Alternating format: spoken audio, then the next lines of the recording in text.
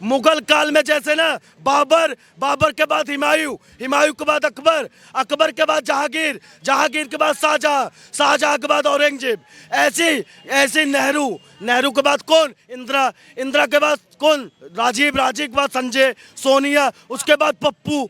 ये एक बहादुर शाह जफर साबित होंगे और कुछ नहीं होंगे। एक बार वो कहते हैं मैं पप्पू हूँ, फिर कहते हैं मैं तपस्वी हूँ, तो वो तो खुद एक मजाक बन चुके हैं। वो एक कॉमेडियन हो सकते हैं, नेता नहीं हो सकते। राहुल गांधी को कोई भी सीरियस नहीं लेता। क्या बात। सर क्या नाम है? मेरा नाम रवि हिंदू। सर आपको क्या लगता है 2024 में कौन बन सकता है प्रधानमंत्री? 2024 में मैडम जी मोदी जी हमारे प्रधानमंत्री हैं, प्रधानमंत्री रहेंगे। और तो कोई बनने लायक मुझे लग नहीं रहा है। एक नेता है कांग्रेस पार्टी में, वो खुद कहते हैं हाँ मैं पप्पू हूँ, तो पप्पू जो पप्पू है वो पप्पू ही रहेगा। उसको भारत की जनता, हिंदुस्तान की जनता सीरियस नहीं लेती। कांग्रेस पार्टी का इतिहास रहा है, कांग्रेस पार्टी ने आतंकवादियों को, नक्सलियों को, भ्रष्टाचारियों को, पत्थरबाजों को, पाकिस्तानों को समर्थन दिया। कांग्रेस पार्टी ने हमेशा सेना पे सवाल उठाए। कांग्रेस पार्टी ने न्यायालय पे सवाल उठाया, न्यायालय के फैसले पे सवाल उठाया, चुनाव आयोग पर सवाल उठाया। तो ऐसी कांग्रेस पार्टी को हिंदुस्तान की जनता जानती है। कांग्रेस पार्टी अब हिंदुस्तान में कभी भी सत्ता में नहीं आ सकती। कांग्रेस पार्टी अपने अंतिम दिन गिन रही है। और जहां तक बात रही 2024 की, तो मोदी जी ने हिंदुस्तान में ऐसा काम किया है, हिंदुस्तान की जनता मोदी जी के कामों से इतना प्रभावित हुई है कि मोदी जी 3 बार 4 बार जितनी बार खड़े होंगे, मोदी जी को कोई हराने वाला हिंदुस्तान में विपक्ष में है ही नहीं। आप बोल रहे हैं कि उनको कोई हरा नहीं सकता, लेकिन राहुल गांधी जो तपस्या कर रहे हैं कि 24 में जीतने के लिए। राहुल गांधी तो खुद कहते हैं मैं पप्पू हूँ, हाँ मैं पप्पू हूँ, तो पप्पू जो खुद है उसे भारत की जनता क्यों सीरियस लेगी। एक बार वो कहते हैं मैं पप्पू हूँ, फिर कहते हैं मैं तपस्वी हूँ, तो वो तो खुद एक मजाक बन चुके हैं। वो एक कॉमेडियन हो सकते हैं, नेता नहीं हो सकते। राहुल गांधी को कोई भी सीरियस नहीं लेता। क्या बात करते हो आप लोग? सीरियसनेस क्या बात करें, लेकिन भारत जोड़ो यात्रा में तो जनता उनका समर्थन करे, काफी सारे लोग भीड़ में चल रहे हैं। भारत जोड़ो यात्रा में तमाशा देखने आते लोग, तमाशा हो रहा है वहाँ पे, कोई यात्रा नहीं हो रही है। राहुल गांधी कांग्रेस पार्टी को जोड़ ले। कांग्रेस के इतने बड़े बड़े नेता जो कांग्रेस पार्टी को छोड़ के चले गए, कांग्रेस पार्टी में कोई बच्चा ही नहीं है। कांग्रेस पार्टी अपने अंतिम दिन गिन रही है और कांग्रेस पार्टी को हिंदुस्तान की जनता ना सीरियस लेती है और ना लेगी।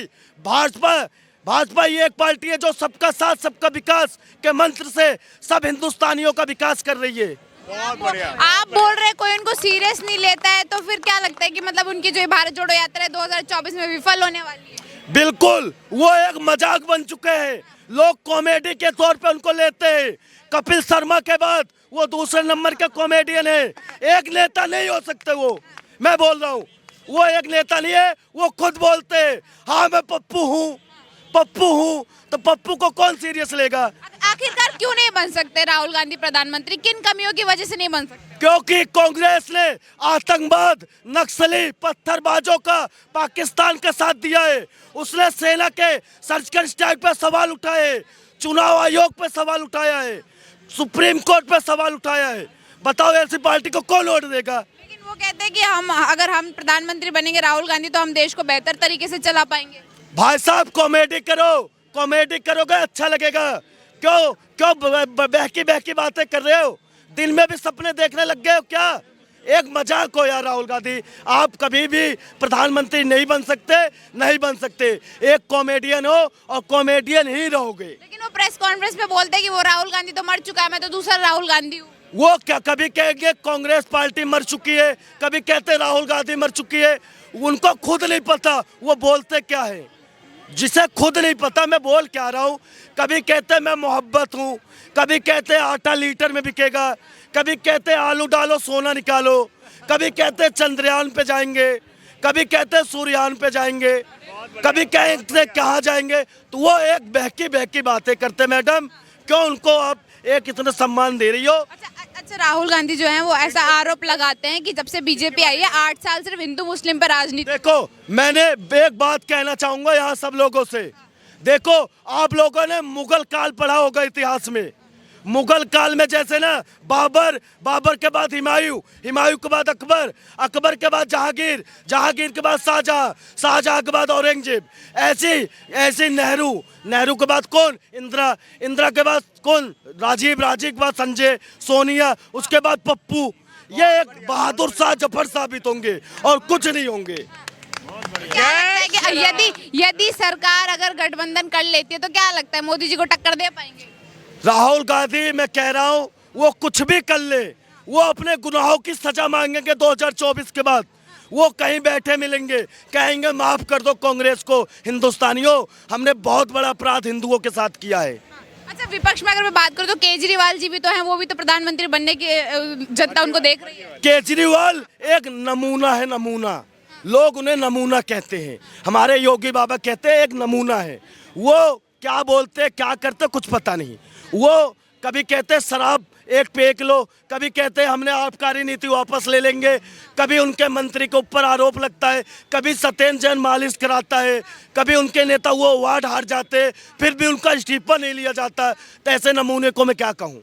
नमूने की बात कर, लेकिन दिल्ली की जनता तो बड़ी खुश है उनसे, उनको एमसीडी में भी जिता रही है। देखो, जिस राज्य की जनता ना लालची हो वहां सिर्फ ठग शासन कर सकता है।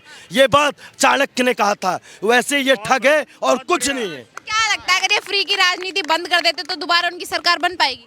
देखो, फ्री की राजनीति सिर्फ करते करते कुछ नहीं है जनता के लिए। वो उन्होंने क्या कहा था, हम किराएदारों का बिजली का बिल माफ करेंगे। कहाँ किराएदारों का हुआ? उन्होंने कहा था जो हाई टेंशन तार दिल्ली में उसको अंडरग्राउंड कर देंगे, नहीं हुआ। यमुना साफ कर देंगे, नहीं हुआ। वो ऐसे एक मजाक करते हैं, लोगों को झूठ बोलने उनका काम है और कुछ नहीं है। अच्छा, नीतीश कुमार को कैसे देखता है? नीतीश कुमार पलटू राम है, पलटू राम। वो कब इधर पलट जाए कब उधर पलट जाए उनका कुछ नहीं पता। वो कभी कहते हैं जो पिएगा वो मरेगा। बताओ, उनके हाथ में प्रशासन नहीं है, जंगल राज आ गया है। जो 9वीं फेल है बिहार का उप मुख्यमंत्री है, उसे आप क्या बात करोगे? सर क्या नाम? सुमंतोष तिवारी। सर आपको क्या लगता है 2024 में जो है कौन बन सकता है प्रधानमंत्री? मैम 2024 में लगता नहीं है, बिल्कुल श्योर एंड शॉर्ट है, मोदी जी हैं। जो मोदी जी पैदा ही हुए हैं प्रधानमंत्री बनने के लिए।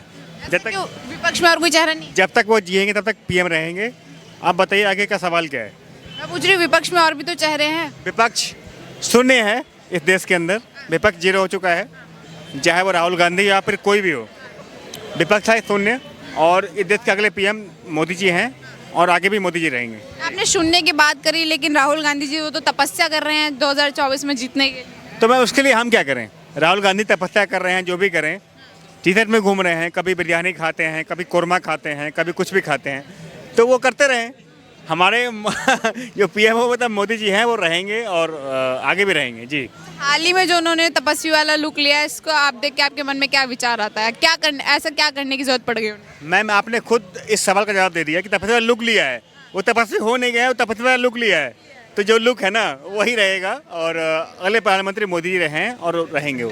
लेकिन लोग तो मोदी जी की टक्कर में केजरीवाल जी का भी नाम लेते हैं। आपका समझिए, पूछिए क्यों मोदी जी क्यों पीएम बनेंगे? क्यों बन सकते हैं पीएम? क्योंकि मोदी जी ने ऐसा काम किया देश के अंदर ना जो जनता चाहती है। 370, राम मंदिर, और सबसे बड़ा काम जो मोदी जी का है वो इंडिया गेट के ऊपर सुभाष चंद्र बोस जी की मूर्ति लगाना है ना। जो सुभाष चंद्र बोस जी जो है ना, उस देश के सच्चे क्रांतिकारी हैं, जिन्होंने एक सेना बनाई और देश के लिए काम किया। जब उनकी मूर्ति लगती है ना तो हमारा विश्वास बढ़ता है इस सरकार के प्रति कि ये सरकार क्या कर रही है। मतलब कहीं ना कहीं चुने गए और दबाए गए क्रांतिकारियों को ऊपर लेके आ रही बीजेपी की सरकार।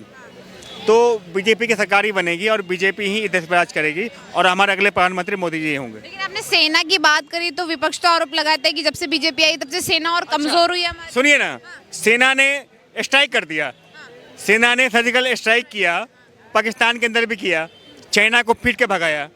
तो इसके ऊपर कोई मतलब कौन बात करेगा? तो सेना ने किया ना, ये आप मानते नहीं मानती? तो रहे हैं, राहुल गांधी बात कह रहे हैं हमारे देश की सेना इंडियन आर्मी पिट रही है, ऐसा बोल रही है। सेना ने सर्जिकल स्ट्राइक किया, इसमें राहुल गांधी का क्या मतलब योगदान है? और सेना ने चाइना को पीछे हटाया, सेना के सैनिकों को पीट के भगाया, इसमें राहुल गांधी का क्या योगदान है?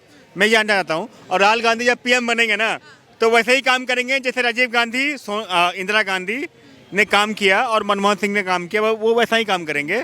जब हमारे देश का एक कश्मीर का अभिन्न अंग पाकिस्तान के खाते में गया, ये वैसा ही काम करेंगे कि हमारे देश को बांटने का काम करेंगे।